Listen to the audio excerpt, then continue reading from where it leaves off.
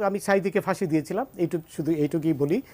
আপনার গর্বের সাথে বলতে চাই যে এই এনায়েতুল্লাহ আব্বাসের মতন একজন ধান্দাবাজ পীর, সে নিশ্চিতভাবে রাজাকার।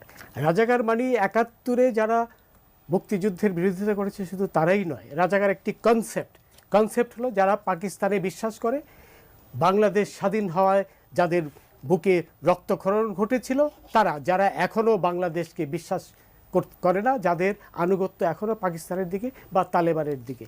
এবং এই এনায়েতুল্লাহ আব্বাসী বলেন, চরমোনায় পীর বলেন, তারা সেই অর্থে সবাই রাজাকার। এবং এই ব্যাপারে আমার বিন্দুমাত্র দ্বিধা নেই তাদেরকে রাজাকার বলতে, তারা যেদিনই জন্মগ্রহণ করে থাকুক না কেন। আমি সাঈদীকে ফাঁসি দিয়েছিলাম, শুধু এইটুকুই বলি। আপনার গর্বের সাথে বলতে চাই যে এই এনায়েতুল্লাহ আব্বাসের মতন একজন ধান্দাবাজ পীর, সে নিশ্চিতভাবে রাজাকার। রাজাকার মানে ৭১-এ